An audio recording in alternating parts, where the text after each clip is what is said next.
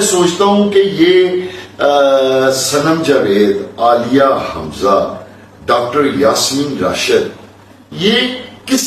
مٹی کی بنی خواتین ہیں؟ جس حوصلے، ہمت، پاکستانیوں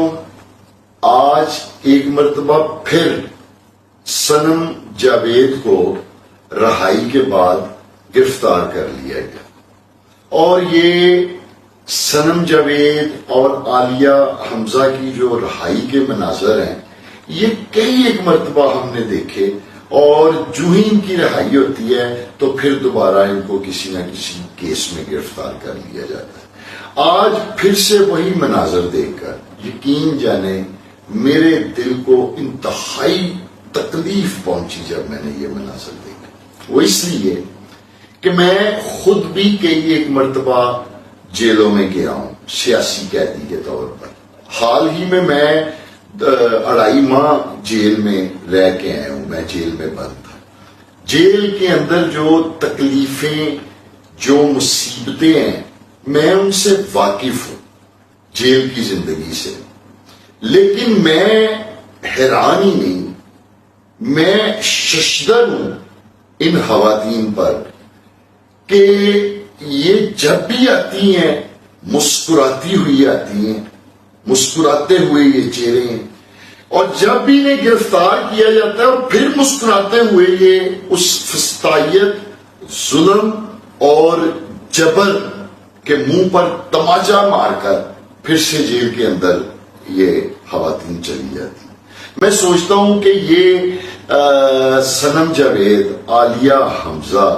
ڈاکٹر یاسمین راشد، یہ کس مٹی کی بنی خواتین ہیں؟ جس حوصلے، ہمت، استقامت کے ساتھ پاکستان تحریک انصاف کی ان خواتین نے فسطائیت کا مقابلہ کیا ہے اور آج بھی یہ کر رہی ہیں، میں پاکستان تحریک انصاف کی ان خواتین کو سلوٹ پیش کرتا ہوں۔ مجھے فخر ہے اور مجھے رشک ہے ان خواتین کے اوپر۔ میں سمجھتا ہوں کہ یہ خواتین ڈاکٹر یاسمین راشد، صنم جاوید، عالیہ حمزہ، یہ ہمت اور جرت کی علامت ہیں اور مشعل راہ ہیں یہ پاکستان کی خواتین کے لیے، ہمت اور جرت کی۔ کس طرح یہ فسطائیت کا، ظلم کا، جبر کا یہ خواتین جو ہیں ڈٹ کے مقابلہ کر رہی ہیں، اور پاکستانیوں آخر میں آپ کو بھی ان پر رشک کرنا چاہیے، آپ کو بھی ان ماں، بہنوں، بیٹیوں کے اوپر فخر ہونا چاہیے کہ کس طرح ہماری یہ مائیں، بہنیں، بیٹیاں اپنے ملک اور اپنی قوم کی خاطر اس ظلم اور جبر کا مقابلہ